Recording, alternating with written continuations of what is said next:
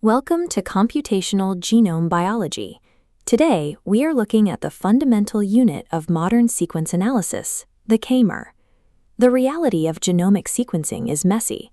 Scientists don't extract a single, contiguous string of DNA.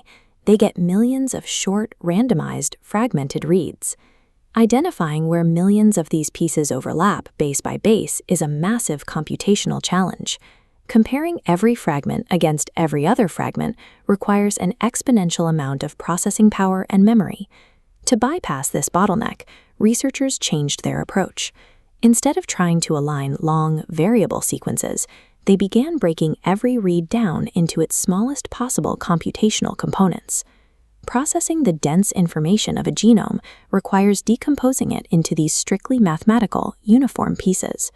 Formally, a k-mer is a contiguous substring of length k within a biological sequence. The variable k represents the fixed length you choose, whether it's 3, 31, or 100 characters long. Algorithms extract these using a sliding window. The computer isolates the first k bases, shifting exactly one position right to isolate the next overlapping set. For any sequence of length L, the total number of k-mers is L minus k plus 1. Because DNA is double-stranded, a k-mer might be read from either direction. To ensure the computer recognizes them as the same data, algorithms group k-mers with their reverse complements into a standardized canonical format. You will often see bioinformaticians use odd numbers for k, such as 31. This is a deliberate choice. An odd-length sequence can never be its own exact reverse complement, which prevents the algorithm from becoming confused about a sequence's orientation. This slicing provides a standardized orientation-proof unit that allows computers to process massive genomic datasets with mathematical precision. This shift from long sequences to small k-mers enables two major functional advantages, the first of which is the ability to assemble a genome without needing a reference map. Computers build Bruijn graphs by splitting every k-mer into two overlapping nodes, connected by a directed edge. The algorithm then finds a path, an Eulerian walk, through this network, easily isolating confusing repeat regions that break traditional assembly. By moving from a linear alignment to a network of k-mer nodes, computers can navigate through complex genetic regions that were previously unresolvable.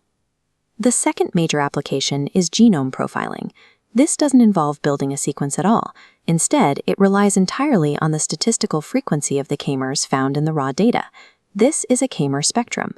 By plotting how many times each k-mer appears, we create a histogram that serves as a signature of the organism's genetic architecture.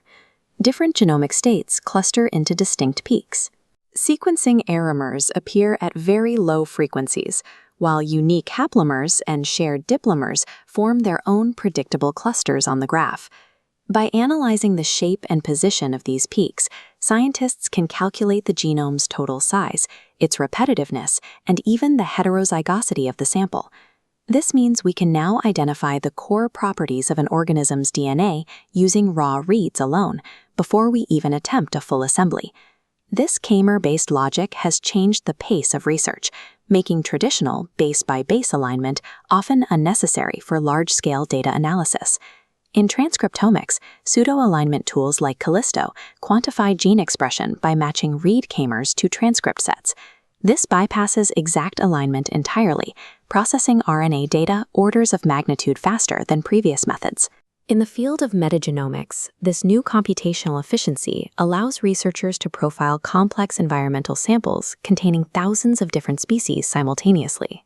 Algorithms like Kraken match k-mers to a taxonomic tree, instantly identifying the lowest common ancestor for fragments of DNA found in soil, water, or clinical samples. These computational units are now the primary engine for pangenomics and rapid disease diagnostics, allowing us to analyze variation that is often invisible to standard reference maps.